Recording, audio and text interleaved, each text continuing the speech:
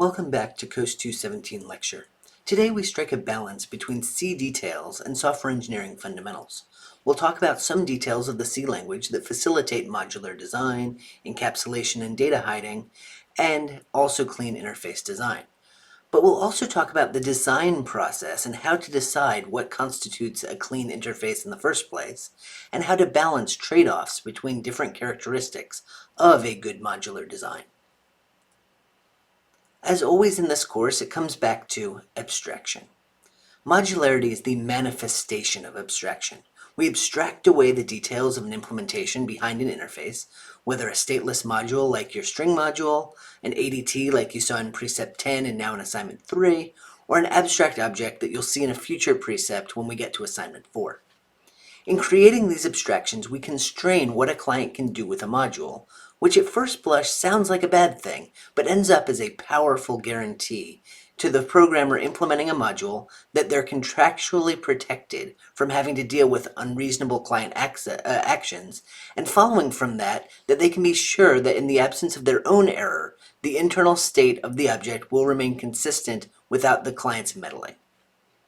In creating these abstractions, we do constrain what a client can do with a module, but we also have the opportunity to convey to the client what they can and should do with the module.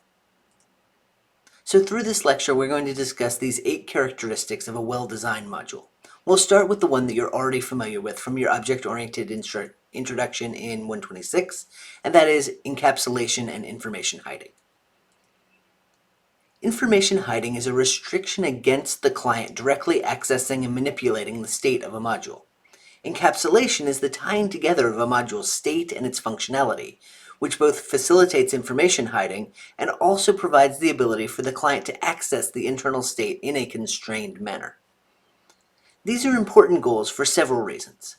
Clearly, there's a security aspect, in that if a client can reach into the module and change the internal data, then the module's developer has no way to protect the state of the module and no way to provide any assurance about its behavior or correctness. But even in the absence of the client changing a module's data, a client that can see into the module's data is very likely to rely on being able to do so. This means that any change to the underlying representation is going to break that client's code. Barbara Liskov, who won the Turing Award back in 2008, was a pioneer in this area of data abstraction. She wrote a foundational paper on the topic back in the mid-70s that really laid out exactly what we want: an ADT to be defined by only its operations. The client doesn't need to know or care what the underlying representation is. So let's look at a concrete example of this that we've already seen a little bit of in preparing for assignment 3, the list ADT. Here's a reasonable implementation of a list data type. The list is a structure with a pointer to its first node. The node consists of a payload, for simplicity here just an int, and a pointer to the next node in the chain. We have some natural operations that we'd like to do, such as creating a new list or inserting an item into a list. And we have some design decisions that we make along the way. Maybe we'll find that they're ill-advised, but we'll get to them later. For now, we'll say that this is a reasonable start of a list. So what should the entire interface look like? The functions that we see here, they interact with the underlying representation of the data, and that's fine at first glance.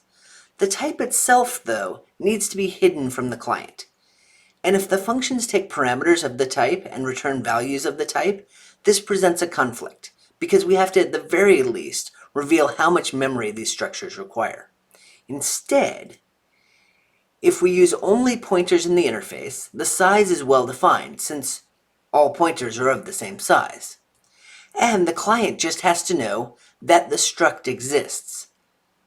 Let's explore this last idea, that the client only has to know the existence of the struct, not the details of it. Let's use some examples. Take a look at this interface. What's bad about it? In this interface, we have the full definition of the struct. That means the clients know the underlying representation.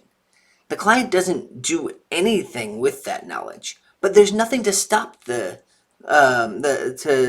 from using that knowledge of the internal state in its own code. Or Worse, fiddling with the internal state itself. Even if all seeing code in the client isn't malicious, it does mean that if we change the implementation, the client code will break. Furthermore, even if the client code doesn't use the internal representation at all, let's return to our well-behaved client that interacts only via the interface. That client still has to rebuild their .o files in addition to their executable because any change in the representation will change the .h file, upon which the client code depends. If it were only our .c file that changed, not the .h, they'd only have to relink against our new .o and build a new executable. They wouldn't have to recompile their own code.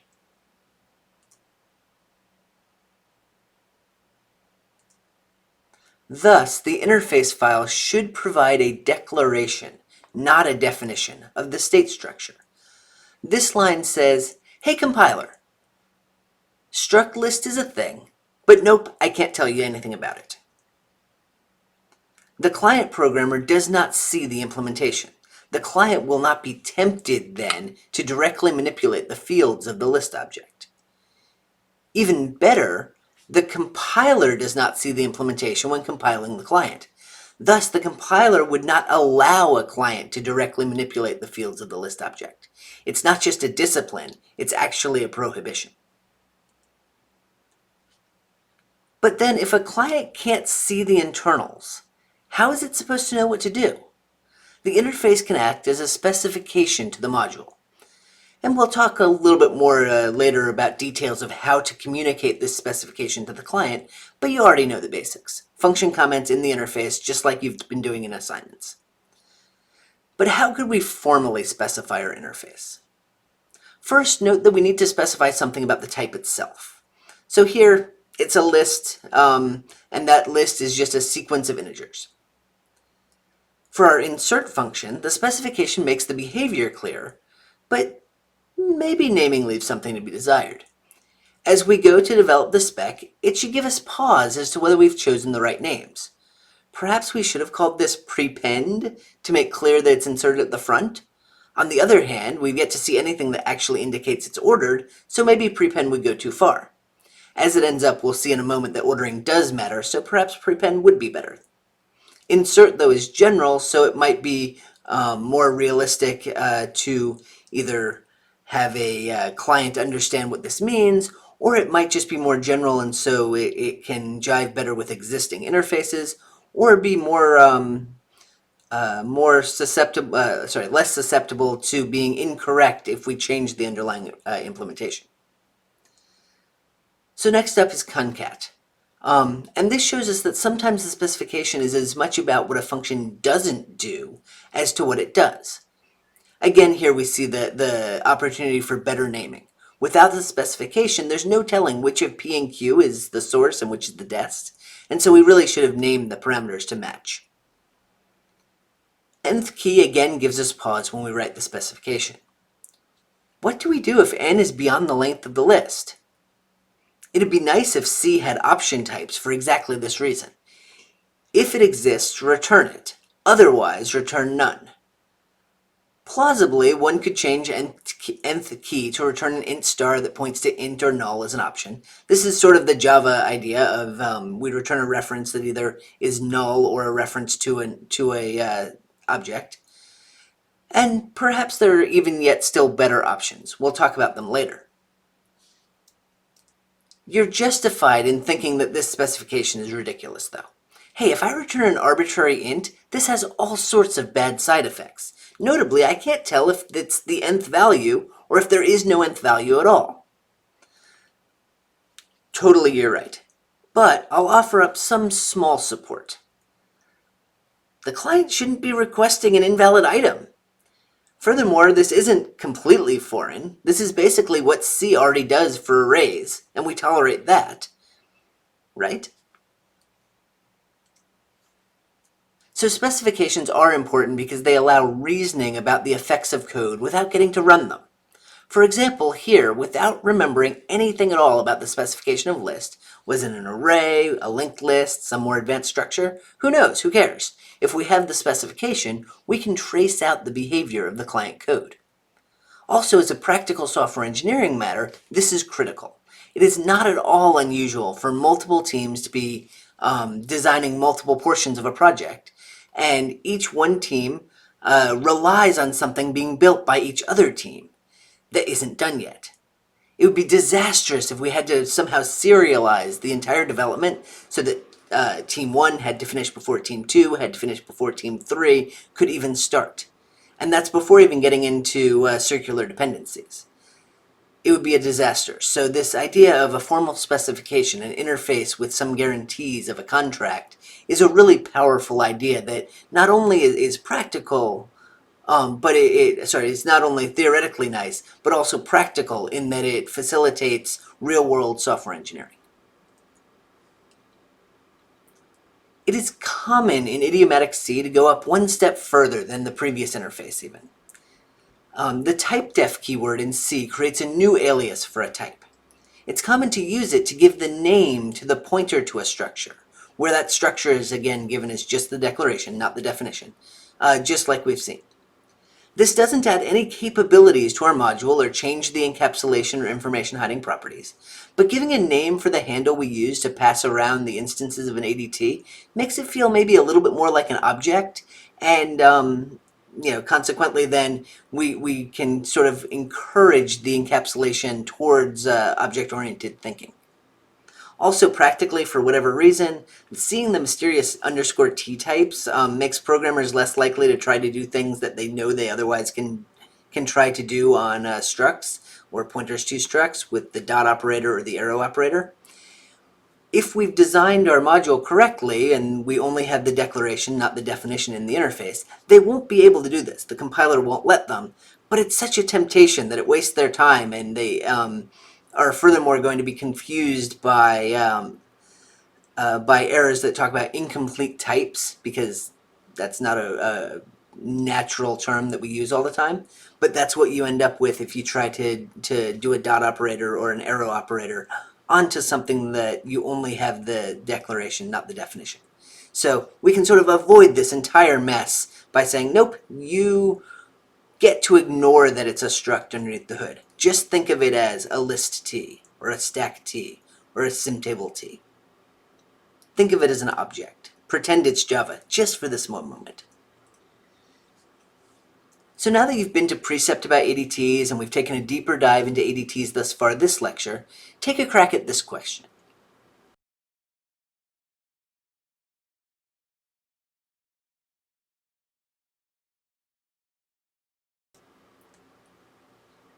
The correct answer here is D. We know that strings are implemented as an array of characters terminated by a null byte, and clients can manipulate them directly. They don't have to go through the interface.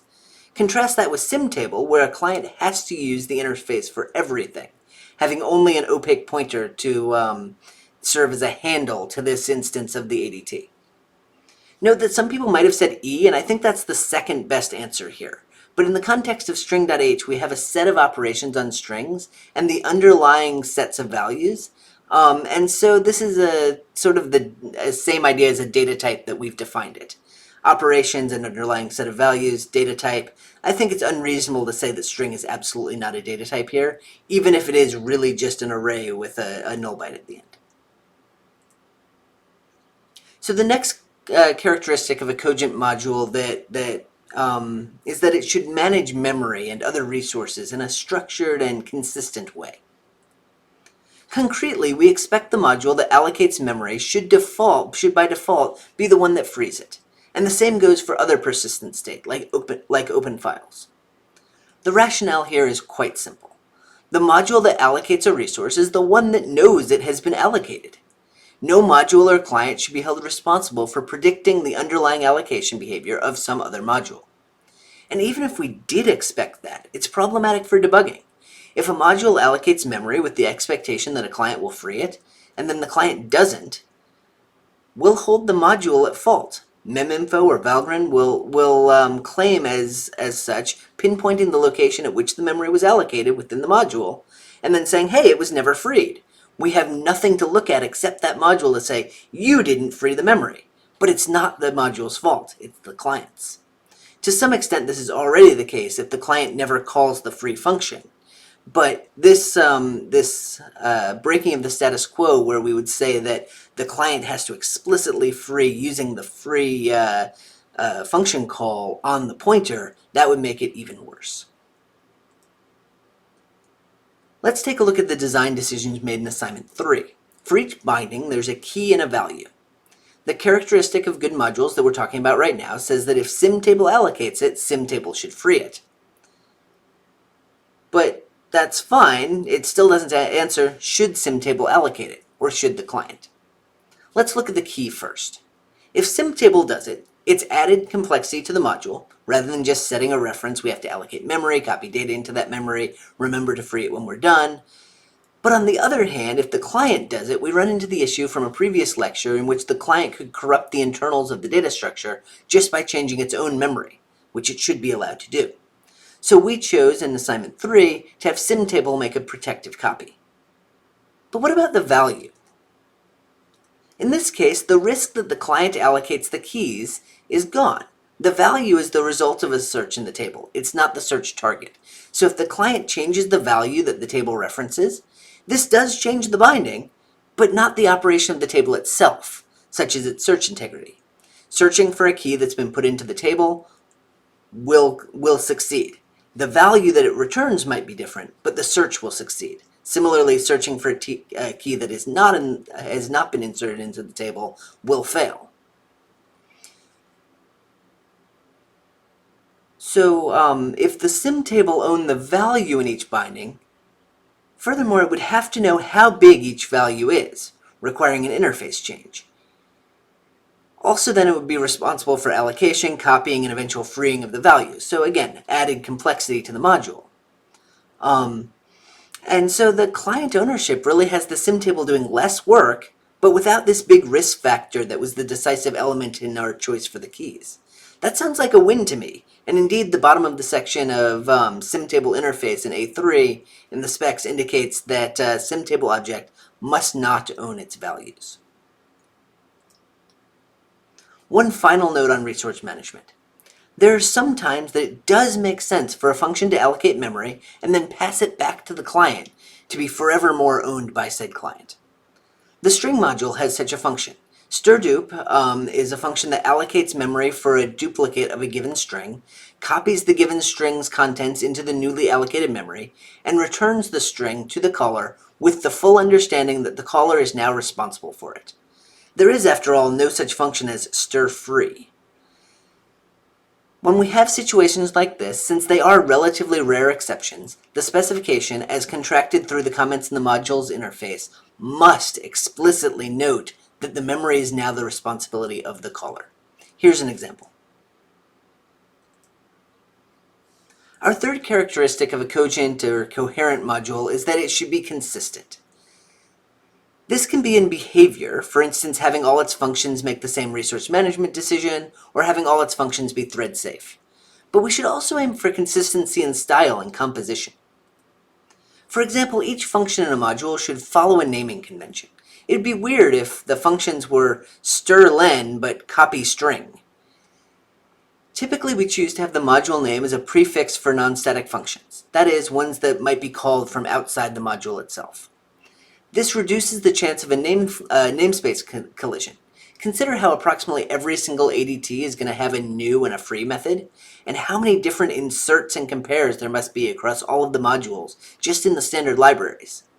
And since C doesn't allow function overloading, there can be at most one per program. We get around this with a naming convention, again, typically prefixing the name of the module onto the function name. The string library does essentially this. Admittedly, it does str, and it doesn't have an underscore or anything to set off the prefix from the function name, but it's a reasonable first cut. Additionally, doing this makes it easier to find locations in the module, in the code base where the module is used. If you can grep across all your files for a unique prefix, you can find all the places where the functions get called much more quickly than if you have to search for each inconsistently named function individually. Another element of style and API design is that functions should use consistent parameter order. conventions, or semantics. In the simplest example, wouldn't you hate to use an ADT module in which some of the functions put the ADT instance as the first parameter and others put it as the last? You would be forever checking back to the ADT API saying, which one is it this time? Or if a function took a pointer and a size of the object that the void star pointer would point to. Which comes first, the pointer or the size? But it's not just about making the compiler happy and getting the exact order right. It can also be about understanding what the function does. For example, if a function takes two arguments of the same type, does the first act on the second or vice versa? So let's look at our string module. Are function names consistent? Well, most do begin with str.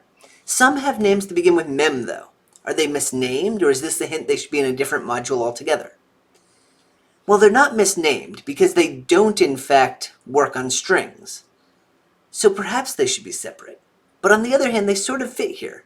Memcomp and memcopy do a byte-by-byte comparison or copying of arrays, just like in strcomp and strcopy. So we don't have to be perfect here, but we have a good start. In terms of parameter order, this is actually absolutely consistent. Destination string parameter comes before the source string parameter throughout both the string functions with strcopy and strconcat, but also the mem functions. One can quibble, of course, whether this is the right order, and certainly it's something that the first time that you see the string.h interface, it might take some getting used to. Wait, the source comes second and the destination comes first? Don't we read left to right in at least my native language? But it does mimic assignment. We say that, X gets Y. And it also mimics assembly language operand order. So it's at least justifiable. And again, for our purposes here on this characteristic, it is certainly consistent. Looking at symtable, all functions do begin with symtable underscore, so that's a good consistency. On a minus side, it does make it somewhat verbose. As our module names get more and more intricate, we end up looking something like Java with our, buffered input reader dot, all of these big long class names. But for consistency, again, that's what we're focusing on here. It's a plus. Also with the parameter order and semantics, it's always the symtable comes first, and then the key, and then the value. And the destination string parameter comes before the source string parameter. It's the same thing as with the string module. We have this consistency. So at least we're eating our own dog food here of the module that we've written for this course fits the suggestions that we have. So coming back to our list ADT, we definitely weren't doing prefixes with lists, so that's something we should change. But now, albeit in a tiny little interface, things seem good. Consistent prefixes, consistent argument ordering. I think we're ready to move on and say that we're good on consistency. So the fourth of our characteristics is a good module is minimalism. A module is easy to learn, easy to use, and easy to maintain if its interface is as small as it can be.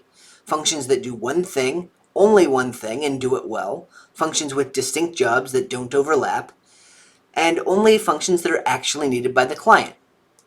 Hopefully this results in few functions overall, but at least crystal clear differentiability among them. This is what makes it easier to use because, or easier to learn because you just don't have to remember as many functions. Easier to use because you don't end up swapping one for another and using the wrong one than you intended. And easier to maintain because they are differentiable, but they are atomic. They do one thing, they do it well. There's not this overlap where you say, if I change what one does it change something else? Or if I change what one does, do I have to make a change to something else for it to still be consistent? So again, this isn't just a matter of having fewer functions overall, though that can be a part of it. But because it also is related to encapsulation, actually. Scott Myers, one of the leading C++ experts, provides a handy way of thinking about how encapsulated a module is by how many functions would I have to change if we change the underlying data representation. This makes sense. We talk about encapsulation as and information hiding as, oh, this means that you could change it. Well, this is a measure of that. How much would you have to change if you changed it? In the case with no encapsulation at all, I suppose that would look like a struct defined in an interface file with no methods at all. This number is unbounded. Literally any function from any client will have to change if we change the underlying representation. Because any code that any client writes might end up accessing the fields of the struct. In fact, would have to if there are no methods. In a reasonably encapsulated module, we can constrain this to only the functions that are members of the module, the API and the static helper methods. This definition supports the idea of minimizing your interface, because if we're going to say that it is more encapsulated by how fewer methods will have to change, that means that the fewer methods in the module itself, the more encapsulated it is. And that's one of our primary objectives. So symtable contains. Is it necessary, or is it a redundancy? Take a moment to think about it.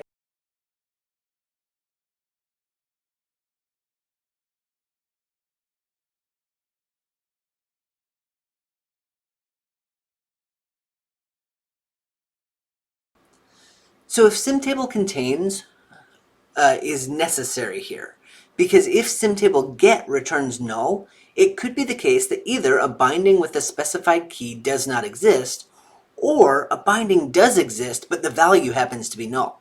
Symtable contains allows us to differentiate these two cases. The former will return false and the latter true, whereas symtable get returns null in both cases. So again, another quick question just to assess understanding and try to make you think about what we've just been talking about. Pause the video and see if you can hash this one out, pun totally intended.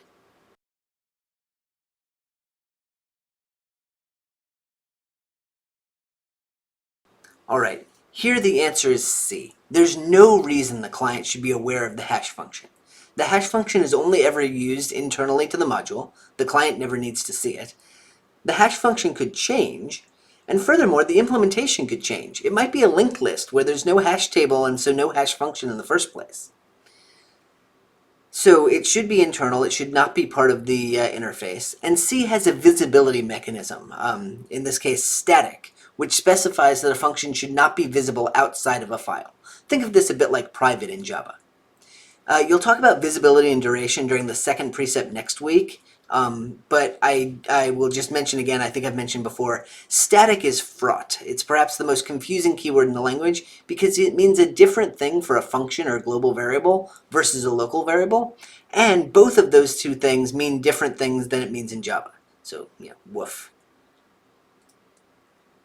Alright, so now to turn to what's unfortunately one of my least favorite things to talk about, just because there's a lot of good questions but precious few good answers in C, and that's error handling. It won't be surprising to see that a module should detect errors that occur within its functions, and a function should handle these errors if it can, and report errors back to the calling clients. But typically it's not all that clear what the right thing to do is. And the language provides a paucity of features for handling and reporting errors. We've seen how to detect errors. You've written conditionals with the assert macro. Perhaps you remembered the assure macro if you dug into the assignment 2 test client. And the latter two are pretty effective, but they're really just if statements with a fancy response in the consequent built in, either crashing the program or printing an error message. Furthermore, we know that the asserts can be turned off altogether, so they might be no-ops, not actual detection checks. And yet, nevertheless, perhaps this is at least to start a reasonable set of options for detection. But surely we're going to need to be able to do better than crash the program or print out a single message in terms of handling the errors we find, right? And indeed, just printing a message is often not sufficient. Many programs run automatically and their output or error streams aren't routinely monitored or discarded altogether. Some embedded devices may not have output and error streams at all. So printing message, nice in some cases, but not relevant in others. So in some cases, perhaps we can try to recover, either invoking an alternate procedure or trying again immediately or waiting a bit and trying again.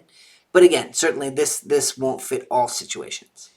A more drastic option, always available but rarely desirable, is just to say, yeah, I will always terminate the program if I see an error. This is a pretty short bench of options, so how else might we pass the buck back to the caller to do what it thinks is right, rather than having to decide within the module itself? The natural way to propagate notification of the error back to the caller is via the return value. That is, after all, the primary interface of a function to send data back to its caller. We've seen examples of this, such as getchar, which returned the special EOF int value when it couldn't read a character, or scanf, which returns the number of variables it was able to fill based on the format specifiers. It doesn't actually return the data it reads in at all. But this isn't great because functions return values are more typically used for something other than just communicating error status. So like we've seen with getchar, it's putting the onus on the caller to really understand the two different modalities of return value it could get back. The desired result or a return value indicating some sort of error status. And then to interpret them correctly. So since return values are already used for another purpose in many cases, another natural idea would be to have a global error variable for a function to set. But we already know that there are downsides associated with global variables in general, concurrent execution, for example. And furthermore, this is out of sight, out of mind. It's easy for the caller to just fail to check it, just completely forget to check at all, at which point some erroneous state persists, but the client thinks that everything's normal, potentially getting into bigger and bigger trouble. Splitting the difference here between return value and global variable would be an out parameter from the function that sets via a pointer a value back in the caller. But despite being, again, sort of a compromise, it doesn't actually fix any of the issues. The client still has to check for something other than the return value. And furthermore, it has the added onus of passing a parameter in the first place. So like I said to start this section, there aren't really a lot of great solutions here. This is something that Java handles, pun half intended, in a much more sophisticated manner than C. Java provides exceptions as a first-class object representing a problem that has arisen in the code. It provides a throw statement to generate such an exception, and a try-catch statement to identify and choose how to handle the exception. But despite the paucity of good options, we can at least offer advice to make the best of a bad situation. And it comes down to differentiating between user and programmer errors. The naming here is meaningful, but not entirely so. The naming doesn't necessarily mean errors by the user, though those are typically user errors. Instead, we mean errors that are best handled by the user. Similarly, programmer errors aren't necessarily errors by the programmer, though again, errors by the programmer do tend to be programmer errors. We mean errors that are best handled by the programmer, albeit indirectly, since the programmer isn't interactively present during program execution, but in terms of, we'll have to fix a bug in the program, whether reported by the client or caught in development. So user errors are those that when it comes down to it, it's something that isn't the programmer's fault. It might be expected to happen during runtime, either due to that end user doing something wrong, or due to a system limitation. These offer the chance to be as gentle as possible for the end user to recover. For example, if there's bad data on standard input, or a bad command line argument, or being out of memory or disk space, or things that can be expected to happen but are still errors, the user should be given the option to fix it, whether that's by rerunning the program with better command line arguments, or even a correction at runtime, such as flushing standard in and then prompting for corrected input. Programmer errors, on the other hand, are things that fundamentally shouldn't happen and indicate either a problem in the program or a previously unconsidered error state that needs to be addressed. For these, we assume that there is nothing reasonable that a user can choose to do, and so instead we use assert to detect and handle it. This is the most direct way to get the programmer to correct the issue. So for example, failing a representation invariant check. Entering a function, everything was valid, but leaving the function, it no longer is. Well, that's an issue with the function, and only the programmer can dig in and debug it. Similarly, if one module violates another module's contract, say by sending a null pointer to a parameter requiring a non-null argument to be passed in, there's nothing the user can do here. It requires changing the code to correct this caller-callee mismatch in expectation of behavior.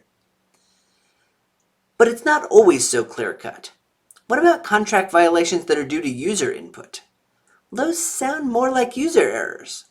Similarly, if a program is out of memory or its disk is full, those seem like things that the programmer doesn't necessarily know what the right thing to do is, and they're not the programmer's fault in the first place. So we could report to the user to decide what to do. The user might choose to clean up some resources proactively, or wait a bit passively and try again, or maybe just to abort. But the user has some reasonable choices that the programmer doesn't. So again, we're going to err on the side of things are user errors and not just abort the program and assume the programmer will fix it. So recall our error handling in list insert. If the memory allocation failed, we crashed the program. But we just said that we should err on the side of user error, so how else might we handle it? There are two possible interface changes that we could use, perhaps an out parameter, or since this function doesn't return anything, instead add a return value as a success status. Similarly, we haven't yet attempted to deal with programmer errors either. It's old hat for you now to know that we can and should validate inputs that are passed into a function, so we won't dwell on that too much. But we will return to this list nth key specification, which we said was this case of an erroneous parameter, namely asking for the nth item in a list with fewer than n items. And what it did in what we were talking about earlier was that it would just return an arbitrary number, and that was unsatisfying. But now we know of better ways. We could use an out parameter to indicate an error state, or lack thereof. Something like, if success is set at 1, the return value is the nth key. Otherwise, ignore the return value because the operation was impossible. Or, under the good module characteristics premise of consistency, we might handle this error in the same way we do other problem parameters. So we could, at the cost of one additional function in the interface, because after all, each of these characteristics is a balancing act against the others, we could have this one extra interface function that gets the length of a list. And then we can fairly justifiably, under the consistency premise about input validation, assert that if the programmer has called the nth key without first validating that the key n exists, we can feel free to fail that assertion. We can crash. So we discussed function comments in some depth for both assignment 1 and assignment 2. So you're quite familiar with the idea of an interface comment and the contract with the caller. But this is certainly a key element of our list of characteristics of clear or cogent modules, so let's talk about it just a little bit more. The whole purpose of modules is to facilitate programs bigger than any one programmer can build or understand. So we need to establish an ability for an expert in one piece of the program to communicate to an expert in the other piece of the program of how his or her program should be used. Also, not unimportantly, to blame the other one if they used it wrong. If I've followed a contract and the function does the wrong thing, the bug must be in that code. And on the other side, if I've laid out a contract and fulfill it, no client should come to me blaming me for bugs in their program. But again, lest you think that this is just about self-preservation or a blame game, this is actually an important backstop. It is important for minimizing the search space that we have to look through for the bug. Again, at the very root of all of this, the moral of the story is about facilitating development of bigger programs. That means bugs that are harder to find. The more we can do to limit that search space, the better.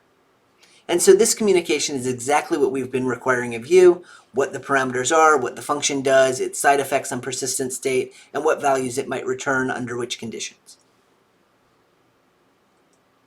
Here's a concrete example with our newly reworked nth key function. It lays out, among other contract components, the obligation of the caller and a promise, or fair warning if you will, that the function's behavior will be to terminate the program if not called in a valid way. And here's another example treating the out-of-range query as a user error rather than a programmer error. Again, we establish a contract for the behavior of the function depending on the values of its arguments, along with the other required contract components. So the last two elements on our list are cohesion and coupling, which are correlated but different. Cohesion is a characteristic of the relationship between the methods and data of a module. That is, how much or whether at all a module's members belong together. Strong or high cohesion is meaning that they belong together more. This fits our existing principles, since one was minimal interfaces, and thus if there's not high cohesion, they should be in separate modules. But why is strong cohesion desirable beyond this idea of minimal interface? Typically allows for further abstraction, and it correlates with some other positive properties. For example, being easier to understand. The module is not a scattershot array of unrelated functions, but instead a cogent set of naturally related ones. This will be easier to understand, easier to wrap your mind around what is this module all about anyway. Furthermore, it's easier to reuse. Anything that needs just one of the functions may in fact end up needing others, whereas it's less likely to be true for lower cohesion modules. Imagine a module that was put together just because one client happened to need that particular constellation of unrelated functions. There is no guarantee that some future client, or routinely across all clients, will there be the need for these functions to go together. So it's harder to reuse a module. But cohesion exists on a spectrum. From the trivially low, this is a module because we put all the functions that weren't in some other module. Has no relationship to each other, they just all happen to be in the same module, to the unreasonably high. These are the complete and indivisible set of anything that will ever be performed in doing this task on this object. Most modules fall somewhere in between. For example, these data and functions are grouped together because they all share common properties. Say they do I/O. Even though the functions themselves are not similar and they are subsets that would never be used together, they do have this common property. Or these functions are grouped together because they all operate on the same data. Again, they don't do the same thing, they might not do it the same way, but they operate on the same data. The modules we've been working with in this lecture are all pretty strongly cohesive. There are some outliers, for example the non-string functions within the string library, but as mentioned, those do still work byte by byte through an array, so it's reasonably fitting the other cohesive elements. Similarly, the string formatting functions in the I/O library don't actually do I/O, but they're exactly like printf and scanf, just for strings. One could probably argue either way as to whether they belong with the other printf and scanf functions or whether they belong with the string functions. From a client's perspective, they're string functions, they belong there. But from a programmer's perspective, they're almost certainly, they look exactly like printf and scanf and their other varieties. So the actual string manipulation, the fact that they're putting things into a string at the end rather than printing them out, is ancillary. And so in that sense, the similarities to the string library are less compelling from a developer's standpoint than they might be from the end users. As noted, there's another characteristic that's closely correlated with cohesion, and that's coupling. These two metrics share a history. They both were invented in an era of the development of structured design, call it the late 60s through mid-70s. And whereas cohesion was a measure of belonging within a module, coupling deals with connections between modules. So whereas strong or high cohesion was desirable, weak or low coupling is. Low coupling means that there is less interdependency between modules and less information flow between modules. This is advantageous for maintenance because if there aren't interdependencies or if there aren't many data flows between modules, we can modify a module without the risk of fracturing connections between them. It's also useful for reuse. If modules aren't tightly tied together, they're more likely to be able to be reused independently with other modules. So let's consider a few examples, diverging from our running list of list, string, and symbol table because I know you're tired of them. So consider all good object-oriented type things come down to vehicles, so consider an airplane module and an airplane simulator. The simulator method move calls a whole bunch of functions from the airplane module. There is a tight coupling between simulator and airplane, primarily exhibited by this move function. So as a potential design change, we could consider, should move itself be inside the airplane module? The answer is Probably yes, but let's redraw the diagram with it set up that way and see what it looks like now. Indeed, there's an immediate visceral visual distinction that appears just between the left and right here. It's more weakly coupled design on the right.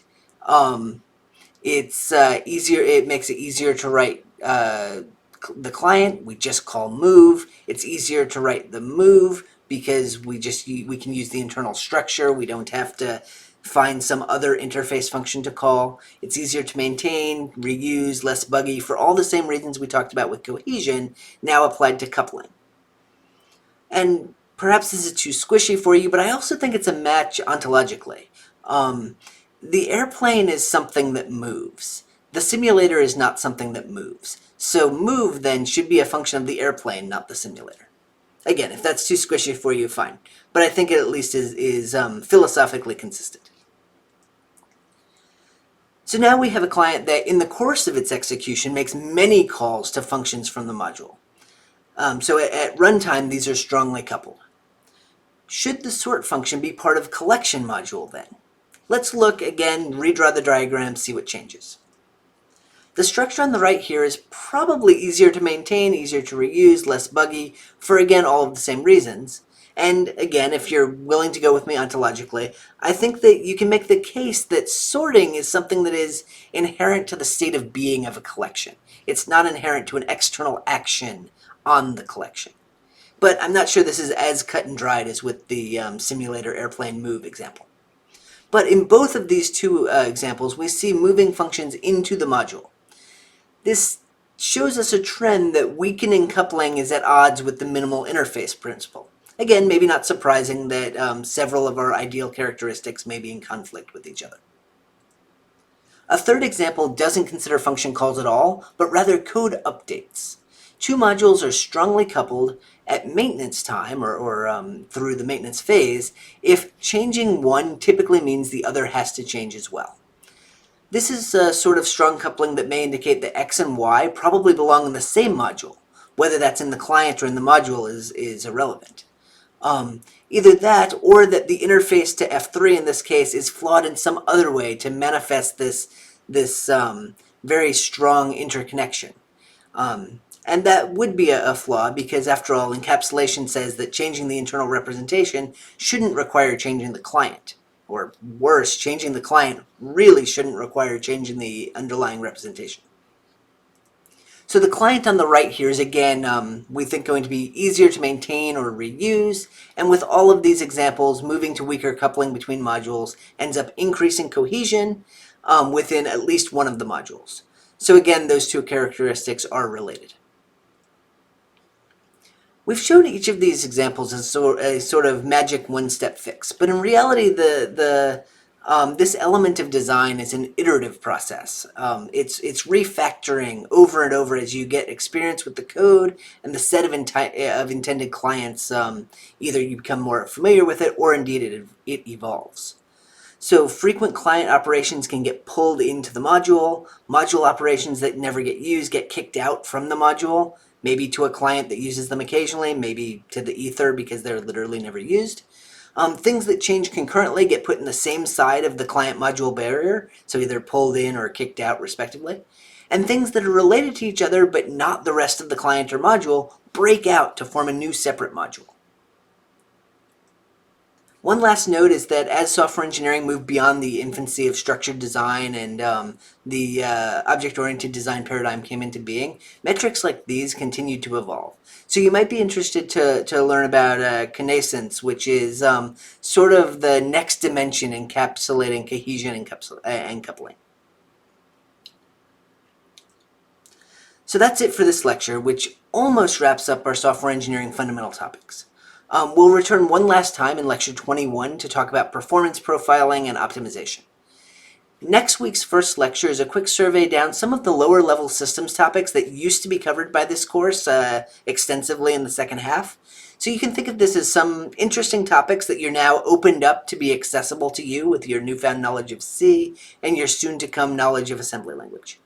Or alternately, you can think of them as a sort of preview of the types of lower-level systems content you'll see in some systems departmentals. Next week's second lecture is an introduction to the concepts and specifications for assignment 4. But for now, good luck working on assignment 3. Precepts next week will continue to cover material relevant to that assignment, and we're all back up and running after fall break. So office hours are back up for help with either conceptual understanding of the assignment or debugging on it.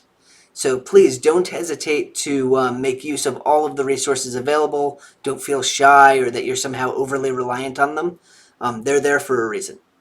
Even further, please try not to feel uncomfortable reaching out if there's any situation that arises in which the existing resources aren't sufficient. We do want to do whatever we can to make sure that everyone stays on track, to persevere through the adverse situation in which the world remains embroiled. So again, stay engaged, stay in touch, and good luck.